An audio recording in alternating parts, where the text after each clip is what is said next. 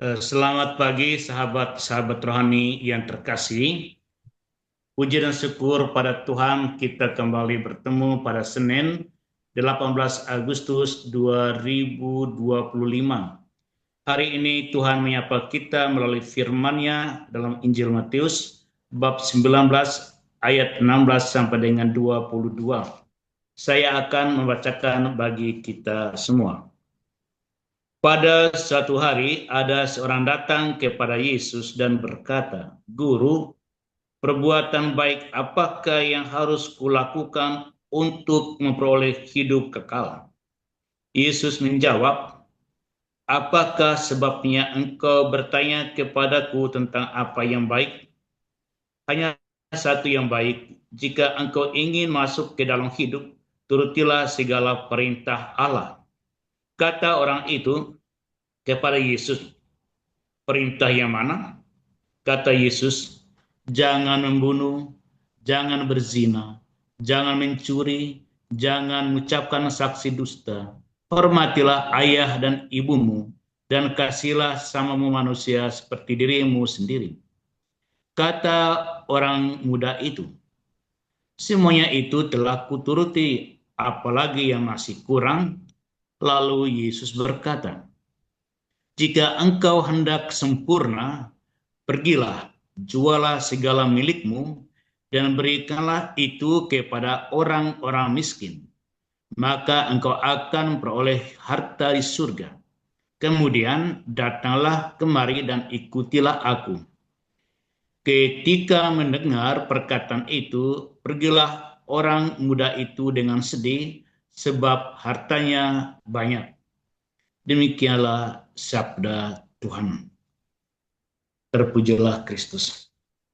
Sahabat-sahabat rohani yang terkasih, ada semacam dorongan kodrati di dalam diri setiap orang untuk menjadi lebih sempurna dalam kehidupan ini pada bidang-bidang tertentu. Ada yang ingin sempurna di dalam bidang ekonomi, ada yang ingin sempurna dalam bidang seni, olahraga, pengetahuan, bahkan sempurna dalam kehidupan keagamaan. Kisah Injil pada hari ini dikatakan seseorang yang ternyata seorang muda bertanya kepada Yesus, apa yang dapat dilakukan? Dia tidak bertanya tentang pengetahuan tentang Allah, dia tidak bertanya tentang pengetahuan teologi, tapi dia bertanya apa yang dapat dilakukan, sebuah action, tindakan untuk memperoleh hidup yang kekal. Dari dialog dengan Tuhan kita Yesus Kristus atas pertanyaan ini menjadi jelas bahwa orang muda ini adalah seorang yang tidak bercacat secara moral. Dia mentaati 10 perintah Allah yang ada di dalam kitab Musa, yang diarahkan bagaimana sikap yang benar, sikap yang bermoral, sikap mencintai kepada orang lain di dalam kehidupan ini. Sahabat-sahabat rohani yang terkasih, dia datang pada figur yang tepat, yaitu Tuhan kita Yesus Kristus, untuk menemukan jawaban. Apa yang harus aku lakukan agar aku memperoleh kehidupan yang kekal? Setelah Tuhan Yesus menjelaskan bagaimana menjadi orang baik, dia katakan, "Aku telah melakukan semuanya itu sebagaimana tercantum di dalam hukum Taurat Perjanjian Lama." Dan Tuhan Yesus memandang kepada dia. Serta langsung Tuhan kita Yesus Kristus adalah figur kehidupan yang kekal itu sendiri. Maka Yesus bersabda kepadanya, "Apabila engkau ingin sempurna di dalam kehidupan ini, Anda tidak hanya melakukan tindakan-tindakan yang secara moral bagus dan benar, karena tindakan-tindakan itu terbatas pada usia kita. Setelah Anda mati, Anda tidak akan berzina, tidak akan mencuri, tidak akan bersaksi dusta, tidak akan lagi dapat mencintai samamu. bahkan orang tuamu. Oleh karena itu, dapatlah kehidupan yang dapat dilangsungkan setelah kematian, yaitu aku sendiri sebagai sang kehidupan yang kekal. Sahabat-sahabat rohani yang terkasih, Tuhan kita Yesus Kristus menyentak relasi Dia dengan hartanya. Yesus berkata, jualah segala yang kau miliki dan berikanlah itu kepada orang lain.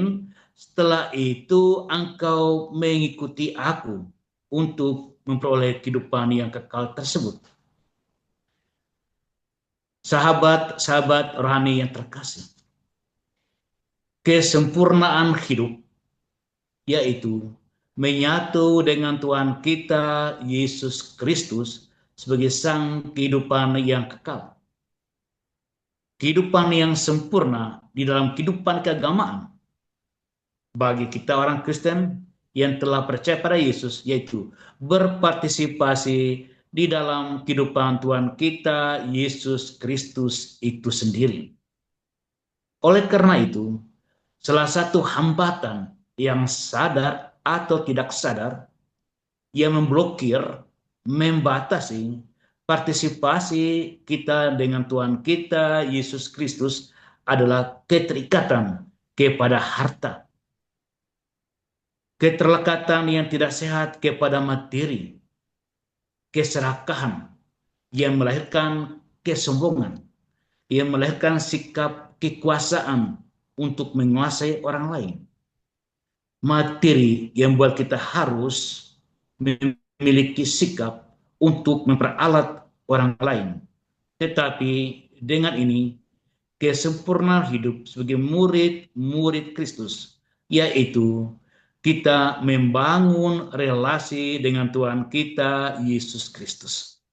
Kita membangun relasi dengan Dia, sekaligus pada saat yang sama kita mengekspresikan membangun relasi dengan sesama kita. Oleh karena itu, sahabat-sahabat rohani terkasih, apa harta orang yang ingin hidup sempurna? Yaitu memiliki Yesus. Karena Yesus telah memiliki kita, memiliki sesama, dan sama akan memiliki kita. Kita adalah bagian dari hidup Yesus, dan kita juga bagian dari hidup sesama kita. Sahabat-sahabat rohani yang terkasih. Maka pertanyaan refleksi kita pada hari ini, apakah aku sudah merdeka dari keserakahan dengan materi, sehingga relasi di dalam keluarga, dengan suami, dengan istri, dengan anak-anak menjadi tidak sehat, terblokir. Terkadang keterikatan itu kuat kepada materi. Oleh seorang istri, dia akan memperalat suami. Suami adalah instrumen bagi dia untuk mendapatkan materi. Keserakahan seorang suami kepada materi, dia akan memperalat istri agar istri itu sebagai instrumen bagaimana ia berrelasi dengan materi. Inilah situasi yang hidup di dalam ketidakmerdekaan. Sahabat-sahabat rohani, maka renungan pada hari ini adalah marilah kita bergerak bukan hanya berbuat baik, tetapi menuju hidup yang sempurna. Kita mungkin sedih mendengarkan ini sebagaimana orang muda tadi, namun kesedihan itu akan dilengkapi oleh Tuhan yang bersabda, carilah dulu kerajaan Allah, semuanya akan ditambahkan kepadamu. Tuhan memberkati kita. Amin.